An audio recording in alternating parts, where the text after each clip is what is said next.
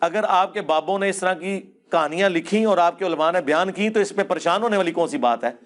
اگر آپ کے عالم دین یہ واقعہ بیان کر رہے ہیں کہ ایک پیر نے ایک مریدنی کو گود میں کیچ کیا ہے، ہاں جی، بخارے سے چل کر مینارے پہ پہنچ کے، حضرت شاہ نقشبند بخاری علیہ رحمہ نقشبندیوں کے امام ہیں، آپ کابل میں تشریف لائے تو بادشاہ کے گھر میں کام کرنے والی ایک خاتون آپ سے روحانی نسبت قائم کر لیتی ہے، جو اس کی ہم منصب تھیں انہوں نے اس سے حسد کیا اور بادشاہ کے گھر کا زیور چوری کر کے اس پر الزام دھر دیا اور گواہیاں بھی دے دی۔ بادشاہ کو بڑا غصہ آیا، اس نے کوئی بات سنے بغیر کہا کہ اس کو لے جاؤ اور محل کی چھت سے اوپر گرا دو۔ خیر اس کو چھت پہ لے گئے، جب پھینکنے لگے تو اس کے دل میں خیال آیا، وہ کسی نے بتایا تھا کہ اوکھے ویلے بزرگ کام آتے ہیں، تو اس سے بڑھ کر اوکھا ویلا ہو کیا سکتا ہے؟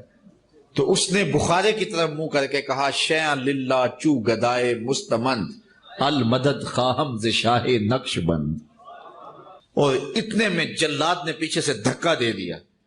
جب وہ نیچے گئی تو حضرت شاہ نقشبند بخاری نے پکڑ کے آرام سے زمین پہ رکھ دیا۔ تو حیرت زدہ ہوگی، حضرت آپ کب آئے تھے؟ کہا تو از چبارہ آمدی من از بخارا آمدم، تو چبارے سے چل پڑی تھی، میں بخارے سے چل پڑا۔ آنکھیں اس نے بند کر لی، جلادوں نے اوپر سے پھینک دیا۔ آنکھیں بند کی ہوئی، یوں لگا جیسے کسی نے گود میں لیا ہوا ہے۔ آنکھیں کھولی تو وہ زمین پر صحیح سلامت تھی اور حضرت صاحب سامنے تھے۔ تو یہ تو آپ خود اپنے بزرگوں کی بے عزتی کروا رہے ہیں۔ ہم اس کی انجینئرنگ نہ کریں کہ بخاری مسلم میں حدیث ہے نبی الاسلام نے کبھی کسی عورت کو ہاتھ نہیں لگایا، اس پہ آپ کہیں گے کہ جی جو ہے وہ بزرگوں کی توہین ہو رہی ہے۔ توہین تو آپ نے خود کروائی یا ان بزرگوں نے خود کی جنہوں نے یہ حرکتیں کی، یا اپنے بارے میں جھوٹی کہانیاں بنا کے لکھوائیں۔ تو یہ میمز جتنی بن رہی ہیں، ان میمز میں جتنے واقعات ہیں، یار اتنے پڑھے لکھے علماء، اگلے دن وہ ڈاکٹر طاہر القادری صاحب کی وہ ویڈیو، اب تو خیر کافی ماشاءاللہ ان میں چینج آیا، لیکن وہ پرانی کچھ جوانی کے زمانے کی ان کی ویڈیو ہے، وہی واقعہ جی شیخ عبد القادر جیلانی کے پاس ایک عورت آ گئی، وہ مرغی کا گوشت کھا رہے تھے اور وہ بچہ جو ہے وہ روکھی سوکھی کھا رہا تھا، تو اس کا دل پسیج گیا۔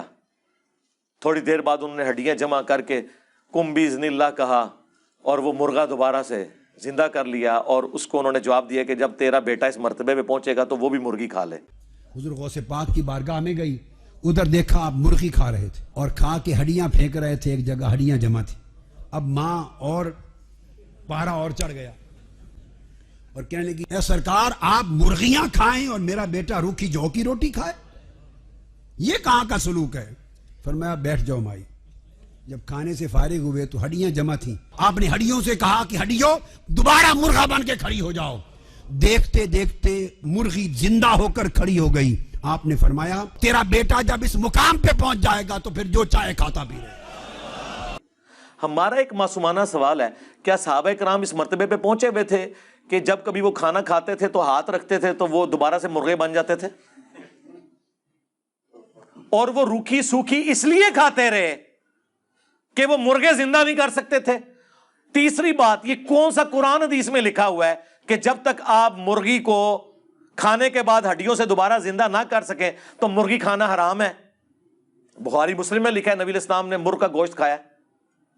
جب آپ رسول اللہ کے نام پر عزتیں اویل کر کے دین کی یہ حالت بگاڑیں گے تو ہم آپ کا مذاق نہ بنائیں، پھر ہم آپ سے ڈیمانڈ نہ کریں کہ لیاؤ نا، تسی تے کہندے ہو دنیا ہر ٹائم غوث کتب ابدال نے، لیاؤ غوث کتے جے ککڑ زندہ کرے۔